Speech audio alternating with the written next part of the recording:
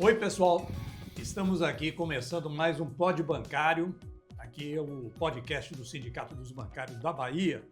Nessa edição temos como convidada Diva Santana, que é uma lutadora histórica aqui do grupo Tortura Nunca Mais e que tem uma atuação importante na luta pelo reconhecimento e identificação dos mortos e desaparecidos durante a ditadura militar iniciada em 1964. Seja bem-vinda, Diva Santana, ao nosso podcast e obrigado pela presença. Muito obrigada, Ney. Obrigado a todos e todas. Tenho agradecimentos. A minha vida da militância política começa nesta casa e eu tenho muito orgulho de estar aqui conversando com vocês, porque tem a ver comigo tudo isso aqui, né, que está acontecendo, esse trabalho de resistência e luta, né, da categoria bancária, da sociedade como um todo, que está nessa luta por melhores condições de vida, por um país soberano, por liberdade, por democracia, continua resistindo contra todas as coisas ruins que acontecem e que vêm acontecendo. Então, eu fico muito feliz de estar aqui com vocês, conversando, caminhando nessa mesma caminhada, nessa mesma pegada. Fico muito feliz. E por falar em resistência, é importante a gente lembrar que vocês deem um like nesse podcast, quando assistir esse programa no YouTube, para que a gente possa ter engajamento, porque esse é um assunto da máxima importância, recordar a história, não deixar morrer essa luta, é muito importante isso. E a ideia desse podcast é justamente ressaltar temas de grande interesse social, como é o caso da luta pelo reconhecimento dos mortos e desaparecidos, pela identificação dos crimes cometidos pela ditadura e pelo trabalho do grupo Tortura Nunca Mais, que é de grande importância para a nossa sociedade, para as novas gerações, enfim, para a construção da democracia e o fortalecimento dos direitos democráticos no nosso país. Eu quero agradecer também aqui nosso colega Rogaciano, aqui ao lado, fazendo parte do nosso programa na bancada de conversa aqui com a companheira Diva Santana. Diva, é uma grande satisfação reencontrá-la, você que é uma grande lutadora pela liberdade, pelos direitos humanos e que é um símbolo na Bahia, um dos símbolos na Bahia, por essa luta, pelos esclarecimentos dos crimes dessa ditadura empresarial militar que, durante 21 anos, tanto infelicitou o Brasil e os brasileiros com torturas, sequestros, assassinato e ocultação de cadáveres. Eu vou começar, então, lhe perguntando quantos desaparecidos políticos ainda existem consequência da ditadura no Brasil e na Bahia? Então, Rogaciano, Ney, queridos companheiros, a ditadura militar no Brasil, ela não foi o que muitos pensam e acham, né? A ditadura militar no Brasil, ela foi feroz, ela foi sangrenta. A ditadura militar do Brasil é um dos mentores de uma operação chamada Operação Condor, que envolve os países do Chile, Paraguai, Argentina e Uruguai, onde vários crimes foram cometidos. Aqui no Brasil, a gente tem um saldo. Em 95, foi editada uma lei, que é a Lei 9140, onde a União reconhece que existem 144 desaparecidos políticos. Esse trabalho todo foi conduzido, foi feito pela sociedade civil, pelos familiares. O Estado brasileiro nunca se debruçou para dizer assim, Carlos Lamarca foi assassinado na Bahia. Quem disse isso fomos nós. Foi a sociedade civil que foi para lá, que marcou um lugar, né, que denunciou, muitos presos na prisão, fazia os boletins dizendo que o companheiro ali do lado tinha sido morto, passava dentro de caneta, passava dentro de caixa de fósforo, fazia amizade com algum carcereiro e denunciava as mortes. E isso tinha um pessoal no Rio Grande do Sul, que chama o Livro Negro da Ditadura, que transcrevia, recebia isso e transcrevia. Então, o Aldo Arantes fez muito isso, o Aldo Arantes preso político, vários presos políticos, né? Então, esse trabalho, ele floresceu na luta pela anistia no Brasil, foi em 78, 79, que foi uma grande luta no Brasil, no mundo todo, pela anistia no Brasil. Então, essa ditadura, ela fez muito mal, ela perseguiu, ela matou. E aqui na Bahia, quando ela deixou de existir após a Constituição de 88, ela continuou, porque nós tínhamos um ditador aqui na Bahia que chamava Antônio Carlos Magalhães. Então, ela continuou perseguindo, inclusive esta casa aqui foi perseguida por Antônio Carlos Magalhães, governador. Se não me engano, a ditadura já tinha terminado, porque eu me lembro que o Marcelo Lavenero veio ser advogado de Álvaro aqui, condenado por Antônio Carlos Magalhães. Né? Então, nós temos a conta de... Esse 144 foi reconhecido logo quando foi formada a lei. Por que isso? Porque a União dizia que não houve luta armada no Brasil. Houve o início de luta armada nos centros urbanos, mas no campo nunca existia. Quando nós familiares do Araguaia, nós entramos com uma ação para que a União dissesse onde estavam nossos parentes. Em 79, escritório de Luiz Eduardo Greyhound. Então, essa lei, por conta dessa pressão de ação na justiça, de denúncia da Corte Interamericana, Fernando Henrique Cardoso criou essa lei, editou essa lei, e fruto também da luta dos familiares, porque nós sentamos na Câmara para estudar com 5 deputados, Nilmário, Haroldo Lima, Roberto Valadão, que era familiar desaparecido político, Seguimariga Seixas e Zé Disseu. A gente sentava com esses 5 deputados e elaboramos um projeto de lei, uma lei. Levamos para Zé Gregório, que era secretário nacional de Direitos Humanos, lotado no Ministério da Justiça. Lá, Zé Gregório rebuscou o que nós escrevemos tudo e fez essa lei, que foi a lei que a gente fala que é a lei possível, igual a lei da anistia. Sim. É uma lei que a gente tem que provar, eu tive que provar, minha família tinha que provar, meu pai teve que provar que a filha dele era desaparecida. Como é que você é? Você não matou, você não escondeu o corpo, você não sabe onde está enterrada. Como é que você prova que está morto, né? Mas a gente teve que correr atrás. E aí essa lei 9140 é criada dessa forma. A gente é o ônus da prova, nós temos que levar a prova. Esse trabalho, Dilva, só para a gente esclarecer, esse trabalho foi feito antes da criação do Grupo Tortura Nunca Mais, que você presidiu? No curso. Ou já foi? Já foi fruto depois. Desse trabalho do Grupo Tortura Nunca Mais? Mais? A lei é de 95. Sim. E o Grupo Tortura Nunca Mais é de 2015. Uhum. Não, a lei é de 95 e o Grupo Tortura Nunca Mais é de 2005. 2005. Porém, o Grupo Tortura Nunca Mais é oriundo da luta pela anistia. Sim. A luta pela anistia, aí no Brasil acabou, fechou os escritórios da anistia. Na Bahia, nós resolvemos, através de uma assembleia, continuamos a luta, porque era a época da SAVAK, dos grupos de extermínio, das violações aos direitos humanos. Então, numa assembleia, ficou comitê de anistia, porque a gente entendeu que a anistia não atendeu a questão dos mortos e desaparecidos, atendeu aos presos, aos clandestinos, etc. E as violações aos direitos humanos aqui na Bahia, Antônio Carlos Magalhães batendo em gari, aquela violência toda, transformou em Comitê de Anistia e Direitos Humanos. Isso na década de 90 ainda? Na década de 90, depois de 95. Certo. Antes de 95, até 95.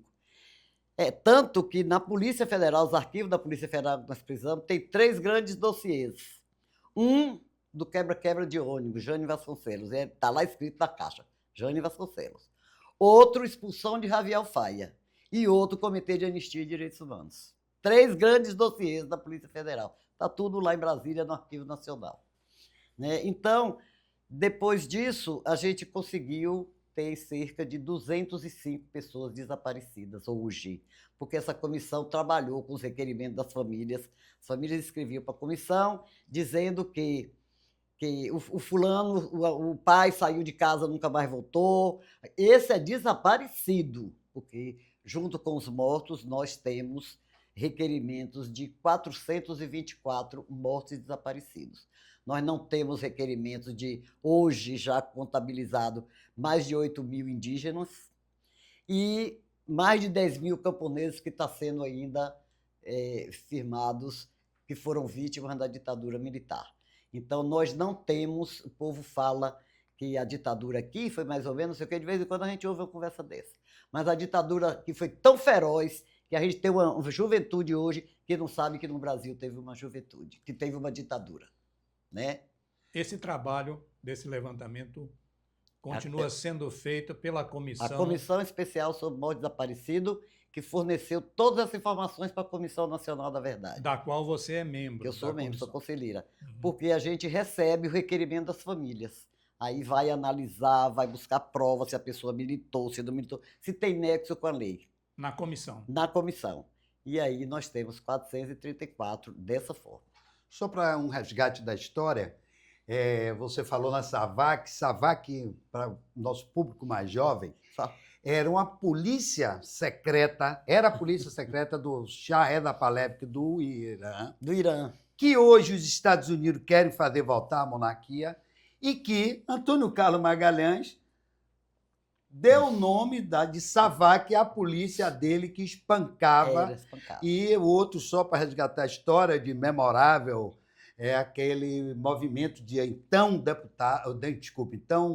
vereadora Jane Vasconcelos, em 1981, que também foi severamente reprimido, inclusive com morte, incêndio, por causa daquele aumento da passagem, inclusive que culminou, naquela época o prefeito era biônico, na demissão de Mário Kertz da Prefeitura de Salvador, só para resgatar isso para o nosso público mais jovem. Uhum. Mas, se você permite, eu vou fazer logo uma outra pergunta à Diva.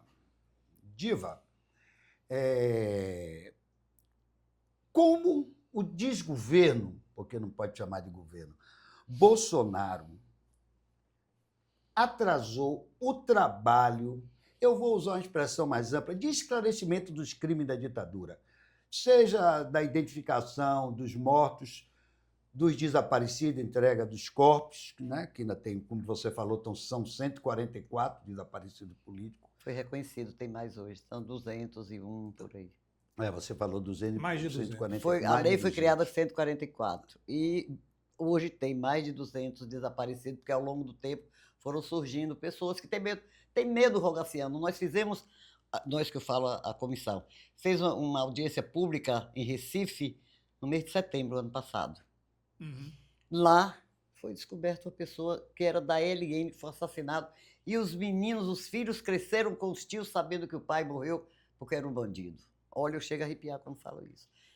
E eles foram descobrir que o pai não foi assassinado pela ditadura, que o pai não era um bandido, era um militante da LN e tal. Agora. Esse homem, eles não sabem onde está enterrado nem onde está morto.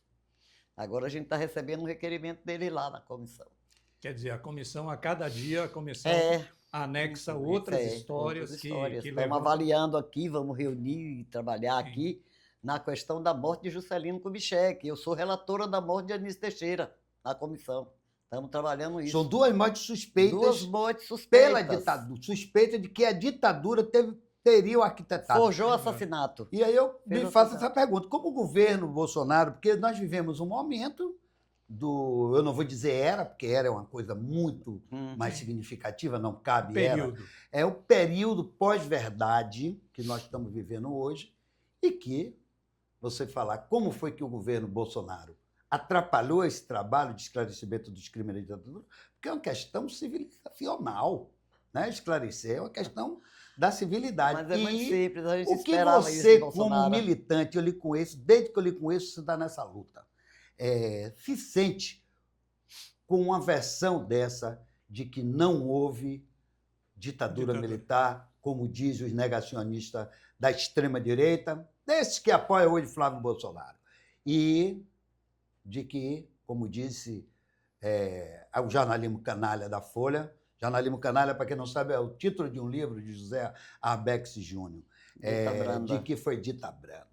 Fale com a gente sobre isso aí. É o seguinte, sua sensação de... Eu não posso deixar de dizer que a pessoa que foi citada aqui, o Bolsonaro, antes dele ser presidente, quando a gente voltava de uma expedição da região do Araguaia procurando ossadas, eu não gosto de falar ossada, eu falo remanescentes ósseos, mas é a linguagem mais popular é ossadas. A gente buscando ossadas dos nossos parentes desaparecidos daquela região, que eu chego na porta, porque a gente desce de Marabá, em Brasília, e tem um tempo para pegar o voo para Salvador. Aí eu fui da Câmara.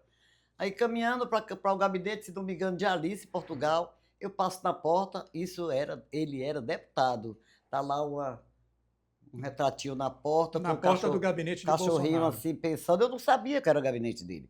Cachorrinho assim pensando, uns ossinhos, um pensamento subindo, uns ossinhos lá em cima, que eu li embaixo, quem gosta de osso é cachorro, guerrilha do Araguaia. Eu entrei no gabinete, gente, o que é isso? Eu tirei um retrato. Era o gabinete dele. É um cara que no impeachment da presidente Dilma, presidente eleita democraticamente, ele diz que ele faz... Exaltou um grande exaltou um grande torturador, condenado aí mesmo de morto como torturador. Então, eu não esperava nada dele, eu esperava isso que aconteceu. Né? E não aconteceu muito mais, porque venceu o tempo dele e ele perdeu a eleição. Né? Mas eu sabia que isso iria acontecer. Então, negacionista, que negou a saúde, negou a ciência, contribuiu com muitas mortes aí na época da vacina, ele imitava, um cara que imita, não sei como é que esse cara tem seguidor, gente, porque o cara que imita uma pessoa que está morrendo com falta de ar, não precisa dizer mais nada. É um cara que tem como ídolo o Coronel Brilhante Ustra, exatamente. Quem ele homenageou. Exatamente, né? Que é quem homenageou. Um torturador. Né? Então, nós sobrevivemos. Veja bem, a doutora Eugênia Gonzaga, que voltou hoje para presidente da comissão, mais 4 pessoas foram exoneradas. Por que Eugênia Gonzaga foi exonerada? Porque ela deu uma declaração quando o filho de Fernando Santa Cruz foi presidente da OAB Nacional. Ele disse ao filho de Fernando Santa Cruz, lá do Rio de Janeiro, que se ele quisesse saber notícia do pai dele, procurasse os militantes. Lembra disso? Lembro. Então, Eugênia deu uma declaração, Fernando Santa Cruz é um desaparecido político, e, segundo informação de militares, foi para a Casa da Morte em Petrópolis, foi levado para a Casa da Morte em Petrópolis. Ele exonerou Eugênia. Permaneceu na comissão. Ele botou 4 pessoas. A lei diz que é um representante do Ministério da Defesa, um representante do Ministério Público Federal, não é? Um representante familiar, um representante da sociedade civil, 2 representantes da sociedade civil na composição da comissão. Ele nomeou 2, porque quem nomeia a gente é o presidente da República. Ele colocou 2 representantes militares do Ministério da Defesa, um assessor da Damares para presidir e um mequetrefe da Câmara Federal, que é lá de Santa Catarina, se não me engano, não esqueço o nome do traste, um trio horroroso, que votava nas coisas dos projetos, votava do avião. Estou no avião, vou votar no relator, porque o relator era só ele. Então, permaneceu na comissão eu, que represento familiares, Vera Paiva, que representa a sociedade civil, e o doutor Ivan Marques, que é do Ministério Público Federal. Então, éramos 3 contra 4. Desde que ele pegou a comissão, que ele dizia que ia terminar a comissão, já tinha cumprido seu papel. Então, a gente sobreviveu brigando. Eu digo assim, que a gente teve, eu, Vera e Ivan, tivemos a felicidade do Covid, nesse caso, porque a gente fez uma reunião presencial, as 4 foram virtuais. Então, a gente brigava muito, mas virtualmente. E coisas que eu falava com ele não constam das atas. Quando eu via a ata para me assinar, eu dizia assim, cadê o que eu falei? O microfone deu defeito, não sei o que. Eu digo, então eu não vou assinar a ata. Eu não tenho a ata assinada por mim. Então, nós sobrevivemos assim duramente e no dia 14 de 2022, ele terminou o relatório que ele fez com os militares ali, fez o relatório para acabar a comissão. Eu protestei, Vera Paiva leu um livro, uma parte do livro de Marcelo, Ainda Estou Aqui. Rubens Paiva. De Marcelo, de Rubens Paiva, que era filha de Rubens, e Ivan, nós 3 votamos contra. Ele acabou com a comissão, Bolsonaro. Como acabou com a comissão da anistia, como pôs fim, tirou todos os representantes de conselhos conquistados pela sociedade civil organizada. Os conselhos só tinha gente dele, a comissão da anistia da mesma forma. Então, ele tentou desconstruir tudo que foi construído desse pequeno processo de redemocratização do país. Ele buscou, mas felizmente ele não destruiu, porque ele destruiu e a gente retomou. E estamos aí para continuar nessa caminhada e não deixar ele voltar, de jeito nenhum. Porque são mecanismos de resgate da memória desse país, né? Então, o que houve foi uma tentativa de apagamento da memória. Isso, né, não apenas um atentado contra a democracia, mas Ney, apagamento da memória. essa coisa de apagamento da memória, a gente tem que continuar vigilante, e tal como vigilante da nossa democracia, a gente tem que continuar, porque o apagamento da história, aqui a Bahia é um dos estados do Brasil que tentou apagar essa história. Você não vê um documento da ditadura militar aqui na Bahia. Você teve ali na Polícia Federal, porque fomos designados pelo Ministério da Justiça para a gente olhar os arquivos da Polícia Federal. Nós escolhemos lá, e chego lá com a maior dificuldade do tia, tem, eu conheço, a senhora conheço, vou lá em Brasília, no galpão da Polícia Federal de Brasília, procurar o documento, e assim nós conseguimos, dizia que tinha rasgado, quero ver o livro tombo. Não tem livro tombo, tem um livrão grande, tudo que sai daqui é anotado naquele livro. Vinha o livro tombo, e a gente conseguiu, através de uma comissão que foi criada por Muniz Ferreira, da UFBA, e por Gino Taparelli, da UNEB, e nós do Tortura. Nós formamos essa comissão lá, trabalhamos 6 meses olhando o arquivo da Polícia Federal. Está tudo hoje no Arquivo Nacional. Quer dizer, o que nós deixamos lá amarrado, enrolado, eles mandaram, se tem mais coisas, nós não vimos, né? Porque a gente procurava os documentos do DOPS. Quando eu procurei o documento do DOPS, eu disse a ele que eu queria ir no galpão. Eu fui no galpão aqui. Chegou lá, estava uma caixa escrita DOPS, eu falei, eu quero ver o que está naquela caixa. Fizeram uma pegadinha comigo da zorra. Quando chegou que abriu a caixa, era a ficha de funcionário público, funcionário da Polícia Federal. Fiquei frustrado, porque escreveram com a caneta DOPS, e eu atrás desse documento do DOPS. Não tinha documento nenhum do DOPS. E quando Antônio Carlos Magalhães voltou para o governador, que foi eleito, aquele Nassib, não, como é o nome? O advogado foi secretário de Segurança Pública e nós estivemos com ele. Nassib? Não lembro. Um deputado, um advogado. Ele foi secretário de Segurança Pública quando a CM volta. E eu, Joviniano, Getúlio, meu irmão, estava até com a gente. Nós fomos a ele aqui da Secretaria de Segurança Pública. Ele disse, eu me lembro, quando eu estava... Não, nós fomos no escritório dele, e ele disse para a gente, quando eu entrei na secretaria, que nós estivemos na secretaria, e ele não falou nada para a gente, depois mandaram a gente ir lá no escritório dele, que ele queria falar com a gente foi. Ele disse, quando eu fui secretário, que ele ficou pouco tempo, ele bebia muito, eu bebo, acho que está vivo ainda, só na Barra tem escritório. Ele disse, eu encontrei os arquivos do DOPS e mandei tudo para a Polícia Federal. Aí a gente vai para a Polícia Federal, Paulo Zimmermann, superintendente, Emiliano, todo mundo foi. Chegou lá, Paulo Zimmermann disse que tinha mandado para Brasília.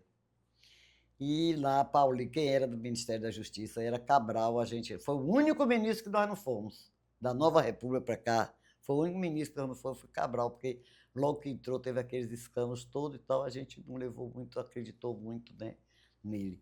Mas todos os ministros a gente ia e conversava, uns morriam de medo da gente, Maurício Correia tinha um medo danado. E esses documentos foram localizados? Esses documentos do DOPS que ele disse que não, enviado? Da Bahia não existe documento do DOPS. Aqueles que estavam sendo queimados na base aérea de Salvador, você vê o que é apagamento da ditadura militar da Bahia. Gente, isso é grave, para mim isso é gravíssimo. Eu estava com o Emiliano José agora e ele me disse que ele foi essa semana, ontem, à Fundação Pedro Calmon, que estava fazendo uma homenagem a Bira Gordo.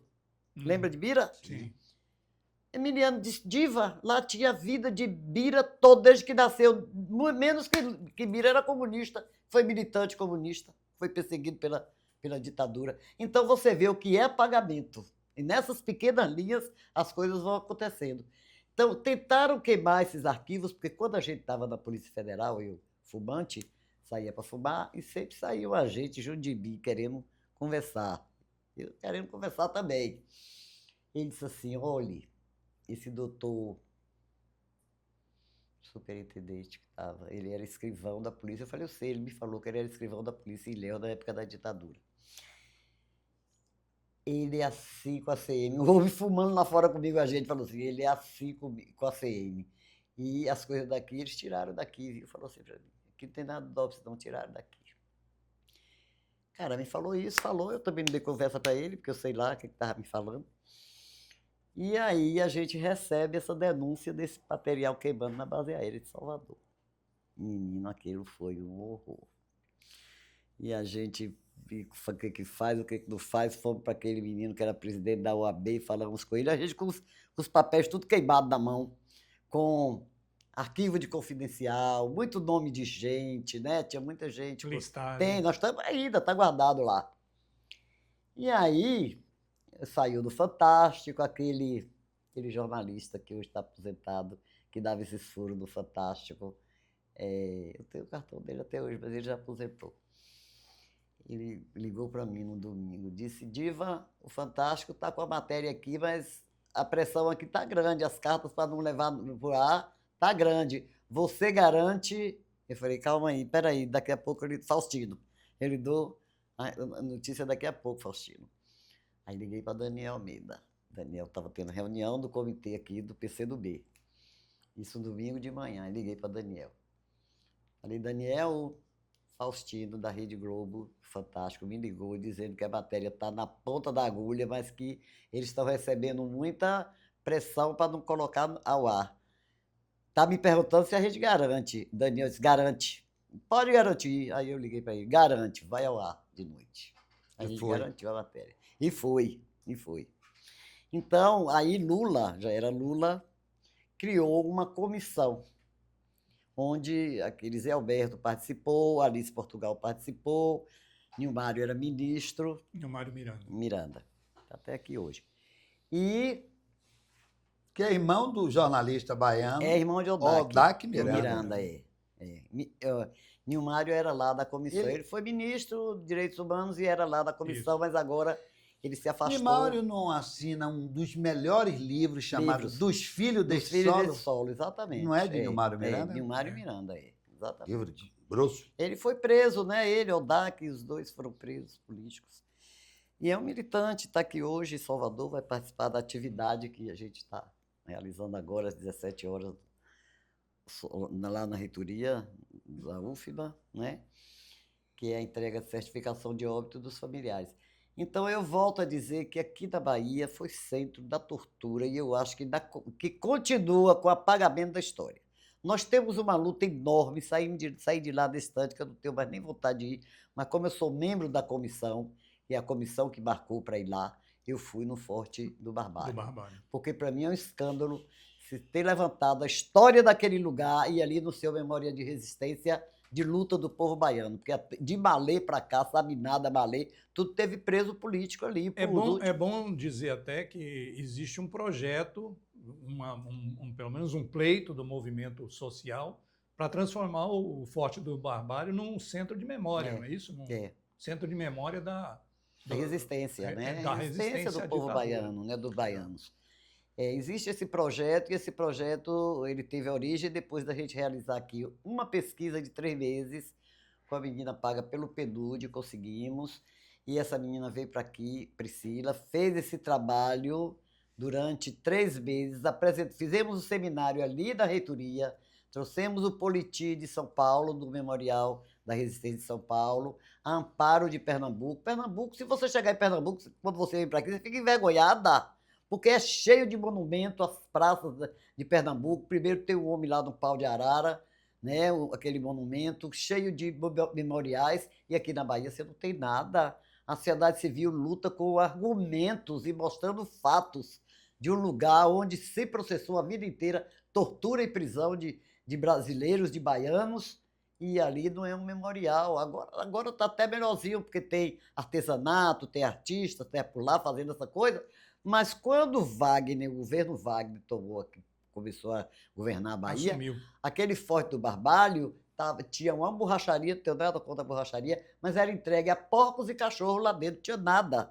Quem mandou limpar aquilo ali, pintar aquelas celas onde o pessoal ficou prisioneiro e tal, foi o governo Wagner. Durante o governo Wagner. Mas eu acho que ainda há timidez em resolver isso, porque aquilo ali seria um espaço para a cultura dessa terra, gente. Movimento Negro Unificado, para a cultura dessa terra, aquele lugar ali do Forte do Barbalho, né? Que é um lugar que tem um espaço enorme, é uma arquitetura colonial, mas que foi local de presídios de combatentes por liberdade nesse país, nessa Bahia. E tem tudo Né? para Tem tudo se para se tornar num transformar, memorial. tudo do memorial. Né? Falta Tudo. decisão política. Falta do decisão, governo vontade do Estado. política. Vou tocar num esse assunto agora um forte- pouco delicado. Esse forte é tombado pelo IFAM e administrado pelo Estado da Bahia. Quer dizer, para mim não, mas são 20 anos do PT na Bahia. Lula, 4 anos, 8 anos, Dilma, 6 anos e mais Lula. O que o governo da Bahia, a gente também não pode só responsabilizar a direita.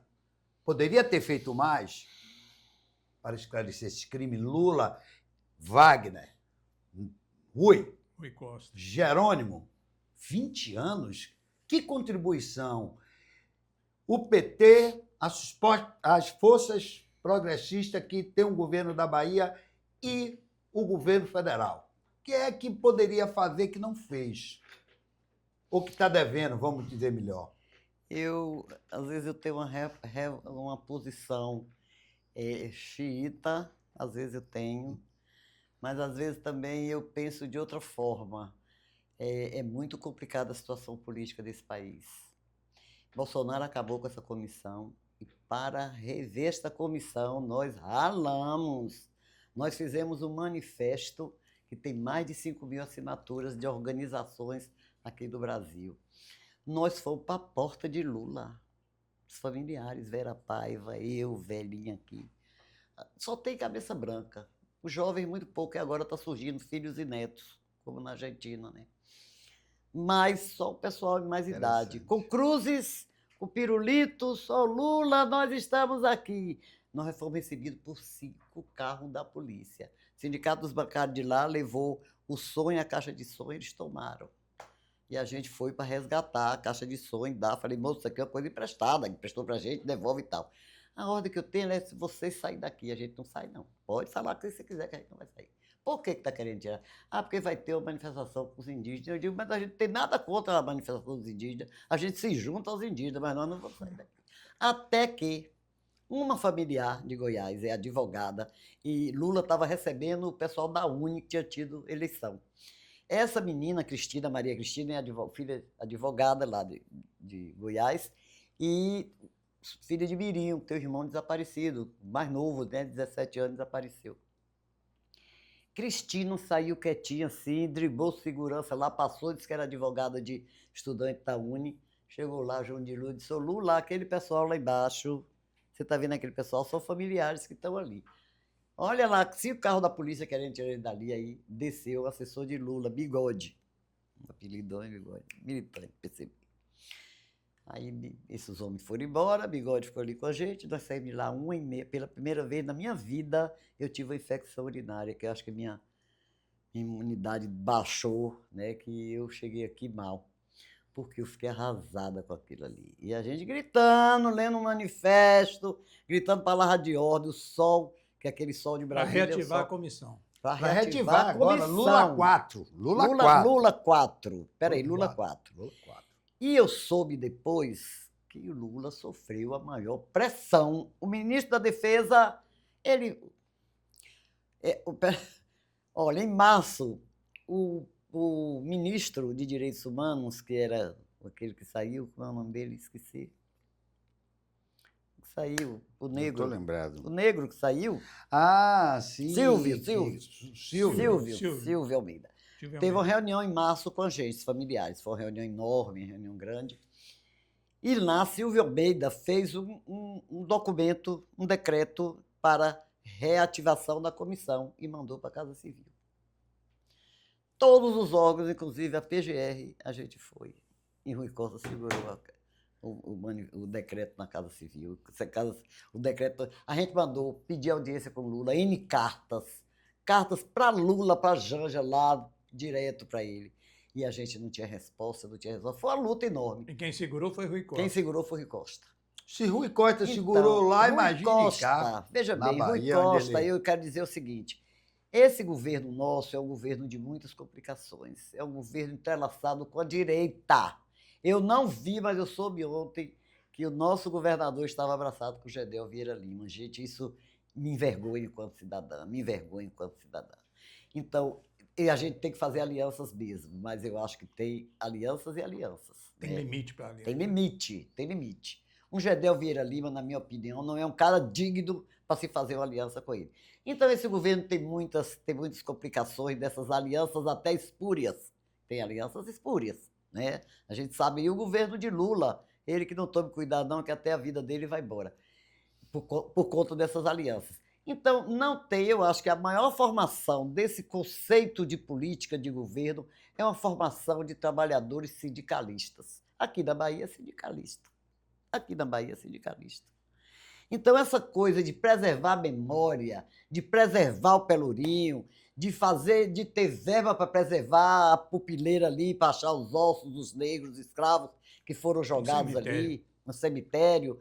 Então, isso não existe. Se o povo não se organizar e fazer frente a essas coisas, e está denunciando, e está falando, e está pedindo, isso não existe. Não tem dinheiro. Eu estava ontem com o arqueólogo que está contratado pela comissão especial para trabalhar no cemitério. Ele passou a tarde ontem no cemitério Campo Santo, procurando o local que Zequinha e Antoniel Barreto foram sepultados. Então, não há dinheiro. Ele trabalhou na pupileira, não tem investimento de recurso de dinheiro. Aí você bota uma fita lá, para o serviço, diz que não pode chegar carro ali, mas vai continuar chegando, porque vai deixar aquela área ali. Falei daquele teatro ali em frente à casa ali da Praça Castro Alves, aquele teatro que está lá todo cercado. Vou botar uma tela lá, o que sou, vou botar uma tela lá e deixar aquilo limpo. Quer dizer, não há esse interesse de reconstituir uma memória, nem de preservar, nem de resgatar uma memória. Não há interesse. E eu acho que isso é falta de vontade política, porque não tem compreensão desse valor de cultuar, de guardar, de preservar, né? E da cultura, porque não existe uma sociedade futura se alguém não estiver olhando para o passado, como é que foi construída a sociedade aqui no passado. Sim, então, como é que você vai se formar? Como é que vai ser a formação desse cidadão? Se não há uma história. Para isso tem a história. Até para não se repetir os erros Lógico, do passado. E tem uma história, a gente se debruça da história para querer, né? Ô, Diva, aproveitando essa coisa do resgate, eu queria que você falasse um pouquinho sobre esse ato que vai ter na reitoria hoje, que vai fazer uma retificação dos atestados de óbito. Né? Oportuno. E eu acho que isso é importante, inclusive, para resgate de memória, tem a ver com resgate de memória. E aproveite e fale também sobre a Marcha do Silêncio, que acontece no dia 1º de abril, na quarta-feira, né, para não só registrar os crimes na Bahia e no Brasil, da ditadura, mas também de celebrar os nossos heróis. São 32, não é isso? 32. Desaparecidos e mortos pela ditadura, nomes da Bahia. E cobrar resposta. Aliás, é bom deixar, você é irmã de uma desaparecida política, não é isso? Irmã Você e cunhada. Irmã. Dela e do marido dela. Dela e do marido. Me lembra o nome, Dilma? Dinaelza Santana Dilma, Coqueiro. Diva. Eu tenho irmã que chama Dilma. Dinaelza. Dinaelza, Dinaelza. E o marido Vandique Pereira Reisner Pereira Coqueiro. De Jequié, né? Dinaelza era de Conquista, Vandique de Jequié, aliás, de vizinho ali de Jequié, mas veio pequeno para Jequié. Eram estudantes aqui na Bahia, né? Só para o nosso público saber, ela está entre os 44, pouco mais de 200. Ela Dinaelza está entre 144. Que ainda não... Quando foi criada a lei, ela está. Todos do Araguaia, todos do Araguaia são 69. São 69 cidadãos. Nenhum do Araguaia? Nenhum. Não, nós já descobrimos, já conseguimos exumar uma pessoa, já descobrimos 2. A Maria Lúcia Petit e o Bergson Gurjão Farias. Quando em 80 foi feita a caravana, depois do segundo Congresso da Anistia, foi feita a caravana de familiares, a mulher do coveiro falou para a gente dessas pessoas que foram sepultadas aí.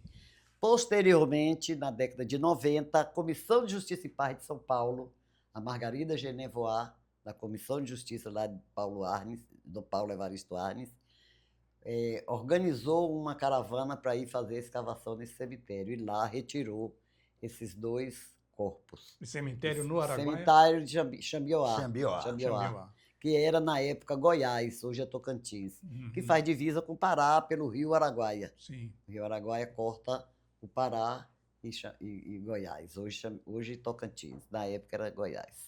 Vamos falar um pouquinho Sim. sobre isso. Marcha do Silêncio. Sim, não, primeiro eu vou sobre, falar um pouco sobre o ato agora na reitoria. Certo. Né? E em seguida sobre a Marcha do Silêncio. Hoje, 31 de março de 2026, as famílias baianas estarão recebendo os atestados de óbitos, desculpe, retificados dos seus parentes mortos, desaparecidos políticos. Eu quero esclarecer aqui que o desaparecido político não tem nenhum certidão de óbito. A certidão de óbito foi retirada, eu retirei da minha irmã no cartório, aqui em Salvador, e demais familiares, e diz que a causa da morte foi a Lei 9140/95. E o local de sepultamento também, a Lei 9140/95. Nós pegamos esse atestado de óbito porque eram desaparecidos, a lei nos dava direito de tirar, mas não existe. A lei que reconhece que tem desaparecido, ela enterra, né? Então foi o que aconteceu e a gente ficou protestando, pegamos, mas meus pais morreram e a gente fez inventário e ninguém apresentou esse atestado de óbito, porque não reconhece esse atestado de óbito. Então é uma demanda do movimento, né? E agora, na reedição da comissão, ela foi reeditada no dia 31 de agosto, que é o Dia Internacional de Desaparecimento Forçado.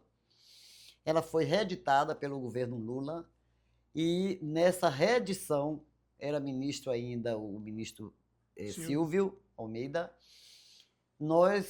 A comissão, eu tenho mania de falar nós, a comissão firmou um convênio com o Conselho Nacional de Justiça para fazer essas retificações nos atestados de óbito.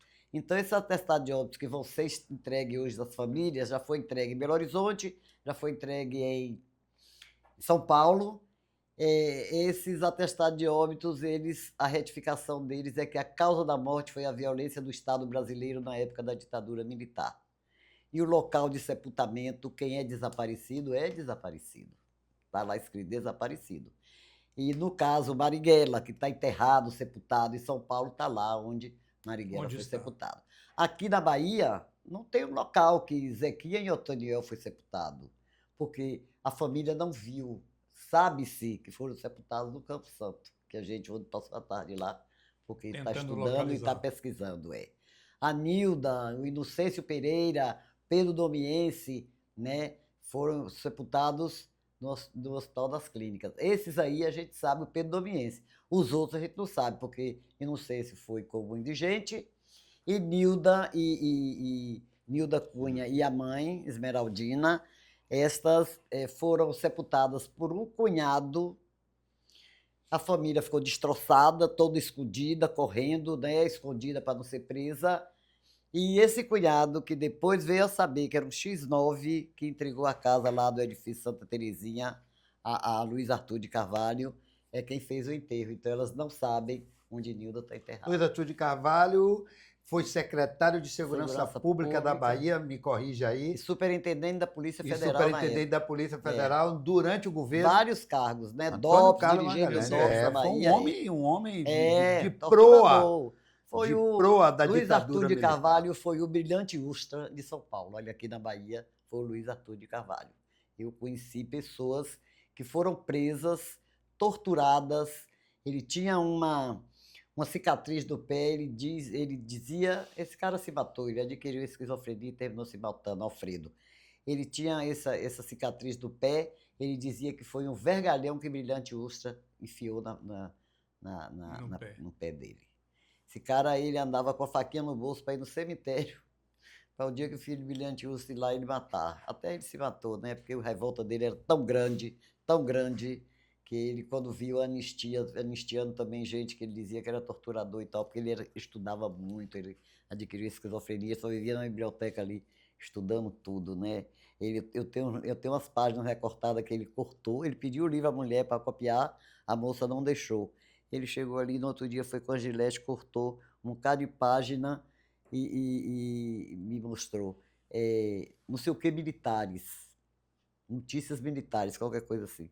ele cortava e mandava para mim. Aquele livro de Nilmário, dos Filhos de Solo, ele encheu da suástica e tudo bandido para ele, todo mundo era torturador, porque ele foi torturado, a mãe dele, o sapateiro, pai dele, que era do subúrbio, só tinha uma perna, foi torturadíssimo, ele viu a mãe sendo torturada, ele de 18 anos. Enfim, Então ele uma morreu, se história, matou, uma né? história de Então horrores. essa entrega das certidões é um ato importantíssimo, porque Muito Rubens Paiva, Muito aquele importante. filme que todo mundo viu, Ainda Estou Aqui, quando a Eunice Paiva recebe aquela certidão, é a mesma certidão que eu tinha. A causa da morte é a Lei 91, porque antes a gente nem tinha isso. A lei da anistia não nos disse o que devia fazer, né? Então a gente não tinha nem isso. Então, hoje, a causa da morte de Rubens Paiva foi a violência do Estado brasileiro da ditadura militar. Porque o cartório só podia votar assim, Rogaciano Marney. O cartório só podia votar assim porque o cartório não tinha um assento. O que é o assento? Eu morro aqui, alguém tem que ir no cartório com um documento dizendo que eu morri aqui, que eu caí, desmaiei, registrar. ou que morri em casa e tal. Então, o cartório, daquele que chamado assento, é que ele faz a certidão de óbito. Ele não tinha isso, ele tinha que botar a lei mesmo, né? Não tinha jeito. Mas, com isso, esse ato é importante, que é mais um resgate. Eu digo que não é tudo. Eu não tenho a vida da minha irmã de volta, a Vera Paiva está aí, não tem a vida do pai, tantos e tantos familiares que estarão aqui hoje, não terão os seus parentes aqui.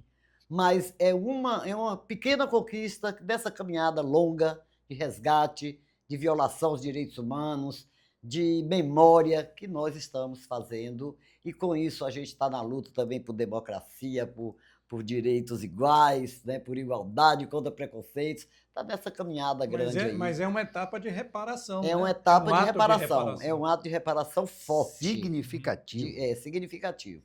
Né? Isso. Para mim tem grande valor. Sim, é a marcha do E a, silêncio. e a marcha? No E dia com 1º de isso abril. a gente tem procurado envolver também, que não é uma coisa só da sociedade civil. Claro que a comissão é uma comissão de Estado, mas os familiares é a sociedade civil. Então a gente procura envolver sempre a parte oficial da coisa também e a sociedade civil, entendendo que sem essa luta a gente não consegue fazer isso. Então, nessa caminhada, gente, aqui a Bahia, o Grupo Tortura Nunca Mais, copiou da Argentina e do Uruguai, que eles já realizaram agora, a Marcha do Silêncio também, na Argentina e no Uruguai. E nós, há 7 anos atrás, nós copiamos e fizemos a primeira Marcha do Silêncio. Aqui em Salvador. Aqui em Salvador, ele estava acompanhando e viu. Foi, assim, muito boa, foi uma experiência boa, e com isso nós estamos na 7ª.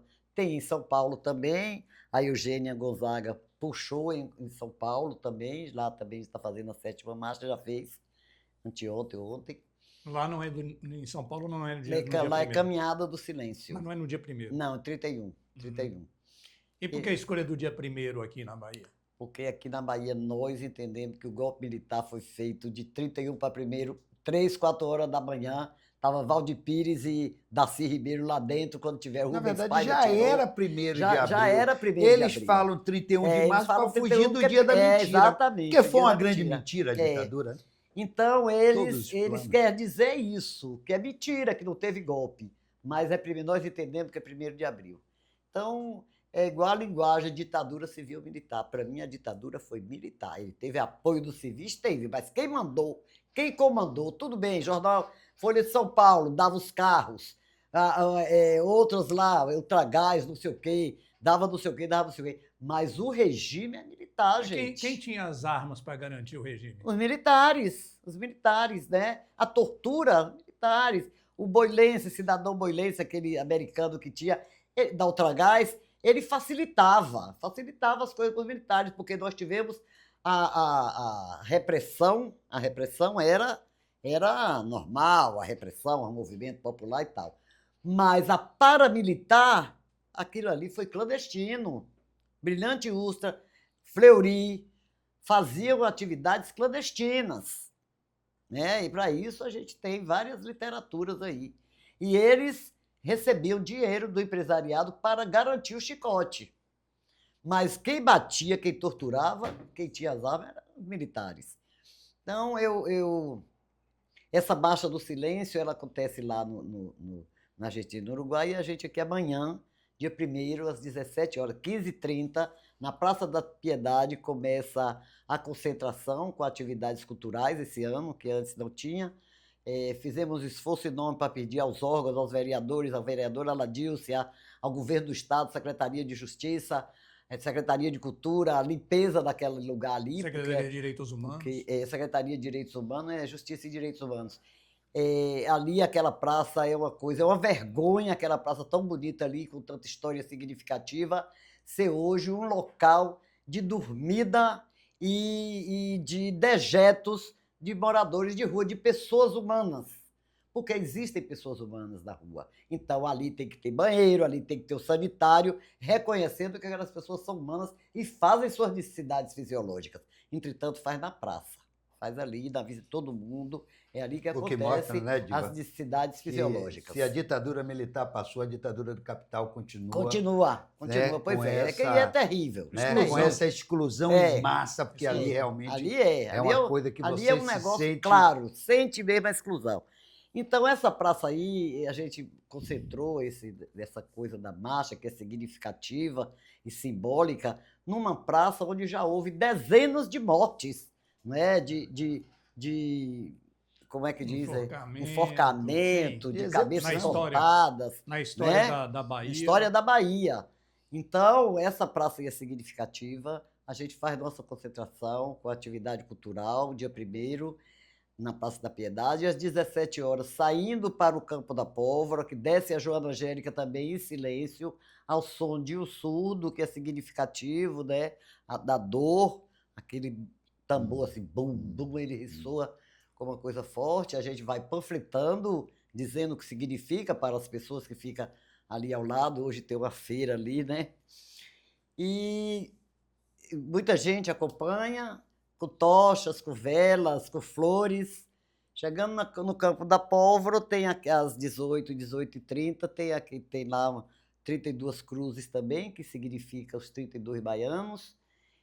Flores, tem um monumento também dos baianos desaparecidos, né, mortos desaparecidos, e termina com falações, com chamada pelos nomes dos mortos aqui da Bahia, que a gente tem na conta 32 pessoas. Sabemos que tem mais.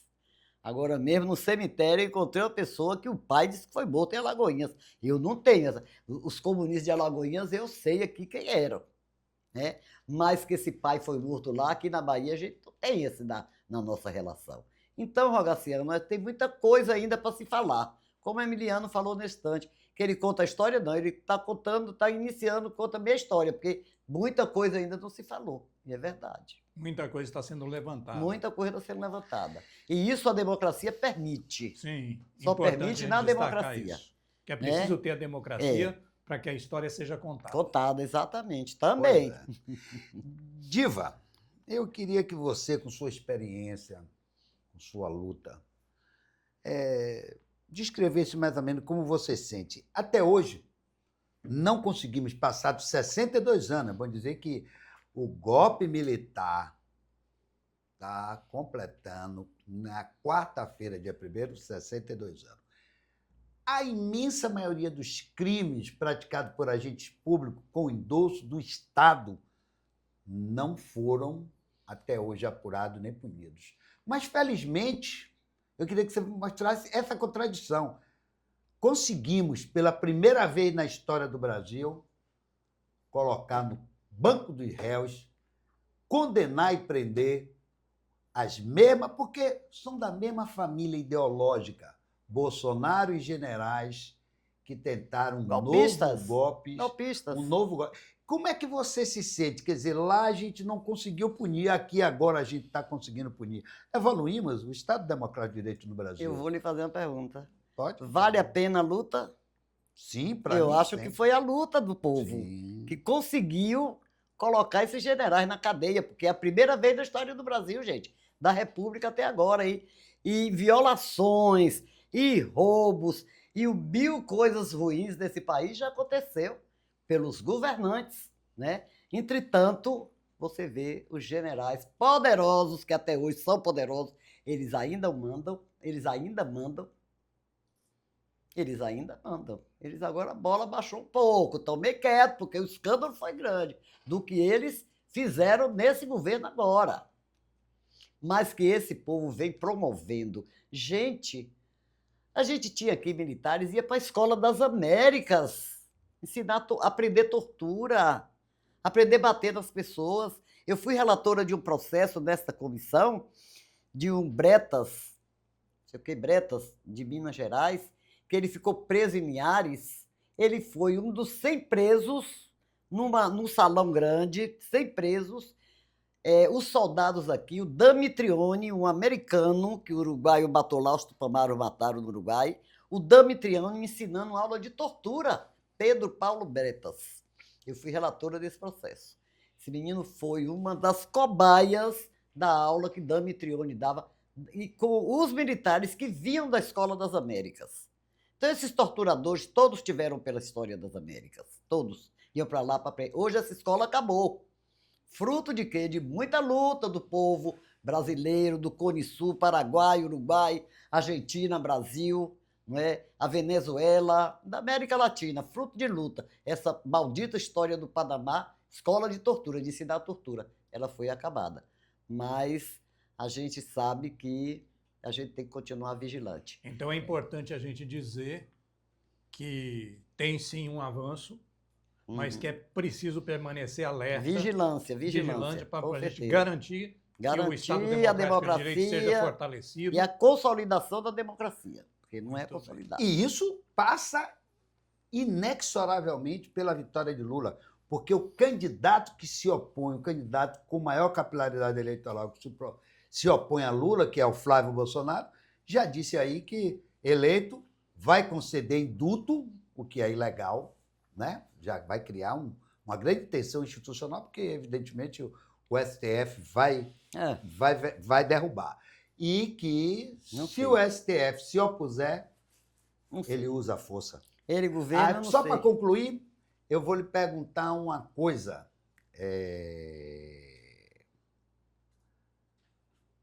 O que falta hoje para a gente alcançar um nível de democracia que garanta ao brasileiro uma cidadania plena? Ai, Rossi, são tantas violações, falta muita coisa. Falta muita coisa. Eu acho, na verdade, que falta essa muita pergunta coisa. vai ser pauta de um outro podcast. Porque se a gente for entrar nisso Uma agora... das coisas que eu acho é a impunidade. Né? Nós temos os senhores lá, que é a primeira vez que a gente está vendo um presidente da República na cadeia, preso, condenado por violar um Estado de Direito. E cumprindo pena. E tem que continuar vigilante, porque ele já está fazendo as tramas dele para ficar em casa. Né? Outra coisa são os generais poderosos, os generais de Caxias poderosos. Eu convivi há algum tempo com esses generais naquele Araguaia, gente. 23ª Brigada de Infantaria da Selva. Que nojo, viu? Tá aí, aí eu vou ter que fazer outra pergunta. Mas não dá, não, que eu estou ocupada, vou sair. E me permita a produção. Você acha que o golpe, depois da derrota de Bolsonaro, não saiu porque houve uma consciência da caserna, do alto comando? Ou porque o governo Biden impôs, bateu na mesa e disse, não vai ter golpe? Não vai ter golpe. Eu penso não tinha espaço para ter golpe. Mas agora é diferente. Eu acho que... Agora tem um gangster aí no poder, rapaz, americano. Agora é. Agora aquela época não tinha condição. Mandou generais. A gente estava saindo de uma pandemia que foi um escândalo, né? Um escândalo para o mundo. Aquela falta de vacina, falta de oxigênio para esse povo. O Venezuela. Isso não repercutiu aqui, porque a imprensa que a gente tem não falava. A gente tem a grande imprensa. Eu estou falando aqui com o povo da imprensa. Mas essa é uma outra imprensa. Essa é uma outra imprensa. Mas lá fora no mundo, o povo sabia que a Venezuela estava mandando oxigênio para aquele povo que estava morrendo de falta de oxigênio, por negação de um presidente, de um ministro da Saúde. Né? Gente, você vê quantas pessoas, eu aqui nesse sindicato, quantos bancários portadores do vírus da AIDS eu recebia, e que esses caras morriam tudo, chegava aqui acabado, suando frio, eu só faltava morrer de pena. Gente, hoje não morre mais, e é o único país do mundo que dá esse remédio de graça a esse pessoal? É o SUS. É o SUS? É o SUS? Bom, Ele ia acabar com isso. Essa Vera Paiva é uma psicóloga da USP e ela trata disso. Ela é uma das pessoas que fomentou essa política pública da medicação para do o coquetel portador, contrário, coquetel. Ela disse que ia acabar, Bolsonaro ia acabar com isso. com coquetel. O coquetel Imagina. gratuito, gratuito. Ele disse em entrevista que quem tinha AIDS tinha dinheiro para poder pagar o coquetel. Ele disse isso em entrevista. Bom, eu quero. Esse já é um outro assunto, a gente já Outro vai entrar em assunto. outra área. Eu quero agradecer a sua presença, Diva, aqui no nosso podcast, né? E deixar o convite já para um retorno para a gente poder até desdobrar tanto, é um assunto tão vasto que merece, inclusive, que a gente se debruce sobre ele com mais tempo, né? E agradecer a sua presença, pedir para quem acompanha o nosso podcast até aqui para deixar o like, para compartilhar, para que a gente possa levar essa história ao conhecimento das novas gerações que não conhecem a história do Brasil, porque ela não é contada, né? Então é importante que a gente faça esse trabalho de divulgação e deixar o microfone aberto também para a sua consideração. Qualquer coisa que você queira deixar como última mensagem aqui, a gente vai estar com a nossa audiência aqui atenta à sua palavra. Eu tenho que agradecer a vocês, Carlos Graciano, companheiro, Ney também, companheiros de muitas batalhas, caminhada longa aí, né? Eu quero agradecer a tudo. Quando eu falo agradecimento, eu agradeço a meus filhos, que eram pequenos, eu mãe solo, que criei filho, que batalhei, que lutei, que estou na luta, né? Eles continuam comigo. Agradecer esse sindicato, essa casa, né, que me deu régua e compasso, que não foi uma luta fácil também para nós aqui na época. Hoje não, hoje está maravilha. Sim. Quando nós estávamos aqui, era só secretaria, jurídico, e nós aqui tinha um negócio de saúde aqui que acabou. E nós aqui, né, não, Ney, 4 horas da manhã e 3 horas, greve, comandando isso aqui sozinho. O Erasmo chegava Dando apoio à greve. com aquele apoio à greve. Essa casa aqui, né, que sempre foi uma casa de resistência, né, da luta mesmo. Agradecer a essa imprensa que também que faz esse papel de divulgação educativo, de informativo, o Graciano com seu boletim aí informativo que eu recebo todos os dias, a vocês também que estão. E o recado que eu deixo é que precisa mudar o rumo da educação em nosso país. Essa juventude precisa saber que esse país é um país de luta, o povo brasileiro luta, gente. Se você pegar quantas revoltas, quantas coisas esse povo tem feito, né? Para que tenha liberdade, para que tenha igualdade, para que as pessoas vivam melhor num país tão rico quanto esse, precisa saber disso. Não pode estar lendo 2 linhas, 3 linhas da história do Brasil, não pode. Tem que conhecer a história do seu povo. A gente, quem não conhece a sua história, não tem pertencimento, não tem vontade própria, não tem orgulho de ser brasileiro, não tem orgulho de ser gente. Tem que conhecer a história. Então, o nosso ensino, eu acho que tem, e brevemente, eu acho que o andar da carruagem, se a gente conseguir continuar garantindo esse processo democrático, de democracia, de garantia das democracias, de garantia das igualdades, das oportunidades, a gente vai ter um país melhor, sim, com certeza. Eu tenho dúvida, mas para isso a gente precisa ter essa reforma no ensino, né? Valorizar o professor, valorizar o aluno. Eu acho que o governo Lula está tão preocupado com isso, que no meu tempo meus pais não ganhavam nenhuma ajuda para me estudar. Mas hoje, infelizmente, é uma coisa necessária. É necessário para que o menino vá para a escola. Eu sinto dor em saber que o menino precisa ganhar um dinheirinho e ir para a escola, mas precisa, porque a desigualdade é tão grande que tem que ter ajuda, tem que ter oportunidade, criar oportunidades para que as pessoas estudem, para que as pessoas estudem, que tenham boa escola de qualidade, né? Eu acho que a gente está caminhando para isso. Seu recado final, Rogaciano? Com todas as dificuldades. Só agradecer imensamente a Diva, dizer para ela que foi uma aula para a gente, principalmente para o nosso público, e dizer uma coisa que a OLP, da nossa época, a Organização para a Libertação da Palestina, dizia: e um cabe no momento. Saúde, voltaremos. Voltaremos. Com certeza.